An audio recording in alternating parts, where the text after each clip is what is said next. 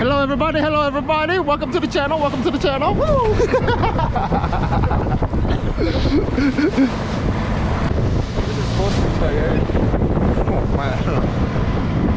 Mấy ông kéo đủ má than, không có cua đủ người tới lúc đầu 10 con, sau 5 con, giờ còn 3 con. Một chút nữa vô, mong đầy 15 con.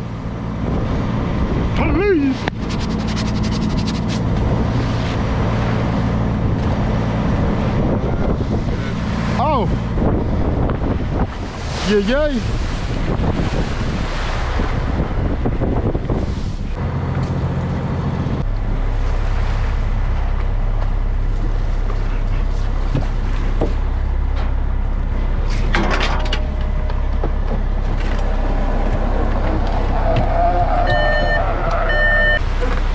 yeah.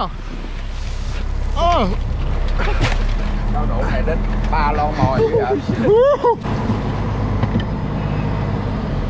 Yeah. Bắt 9 con ha. 3 seconds. 30 con. Yeah.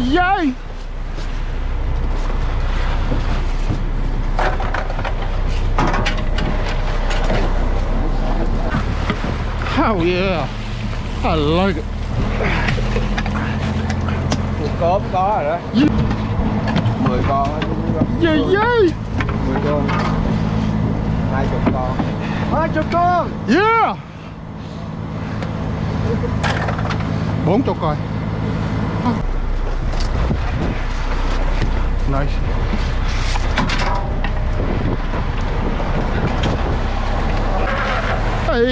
Hey. Đó, rồi theo. Đủ cho này đứt dây một ra. Hey. Bullshit. Đứt dây một á.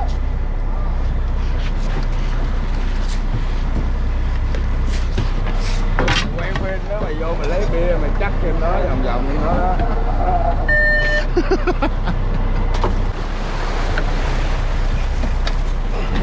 Rồi ra.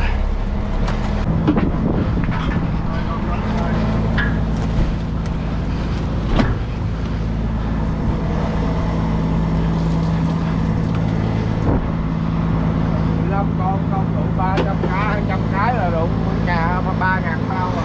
Yeah. Chúng chạy vô chắc mai mới lên lòng được. Tại 11 mình kéo sau 10 giờ 11 giờ chạy vô 7 tiếng 60 giờ vô 10 giờ không có bờ 10 giờ. Cái này lát của mình làm sao mình ăn này hả? Yeah. Oh. Hold on.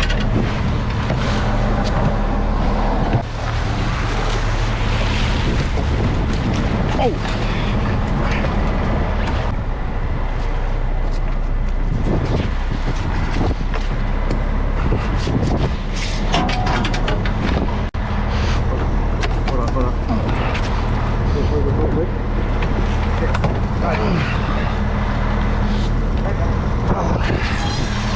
Nice. Hoo.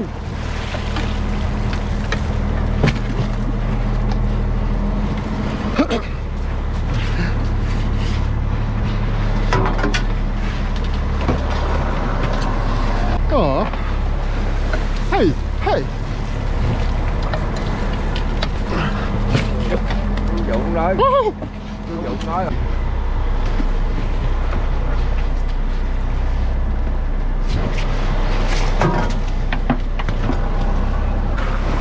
Oh. Thank you.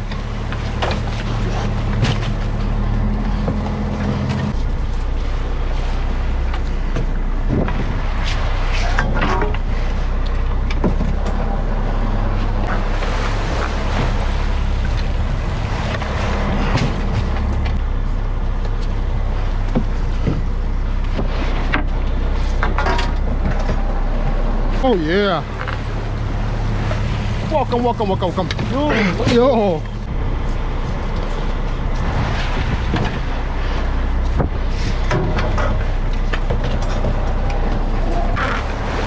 Oh yeah.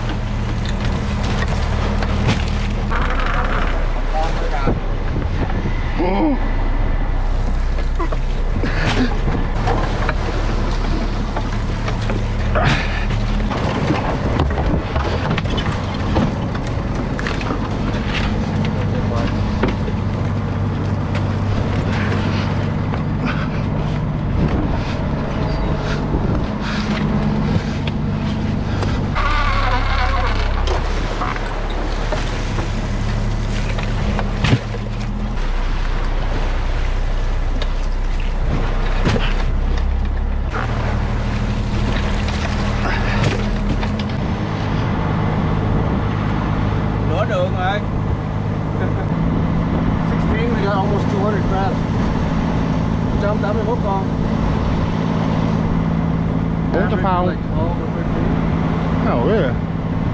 Yeah, yay! Oh, there it is. Bao rồi.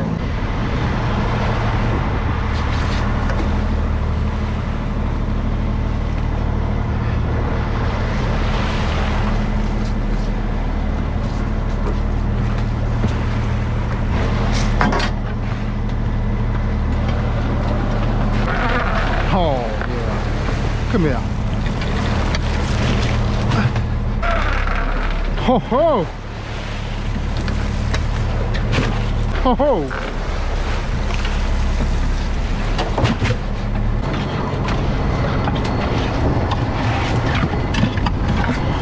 Oh, that's a big one.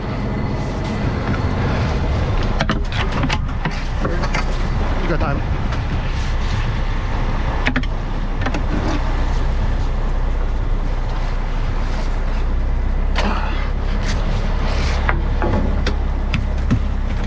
Oh, nice.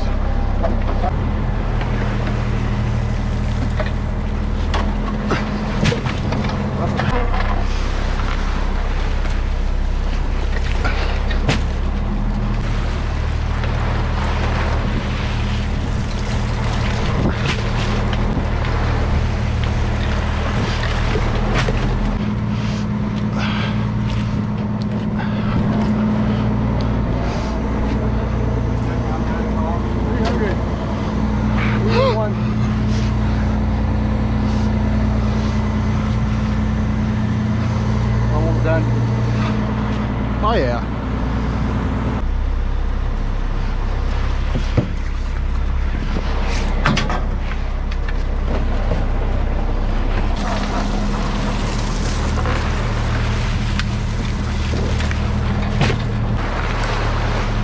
Oh yeah.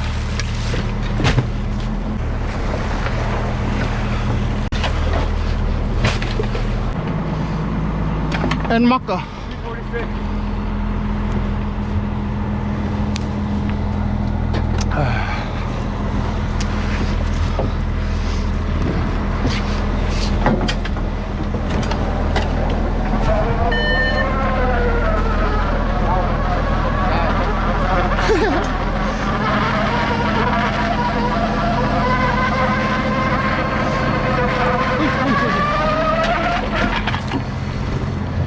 Shit! Ay! What's up? Ay! Our last trap too is supposed to be good.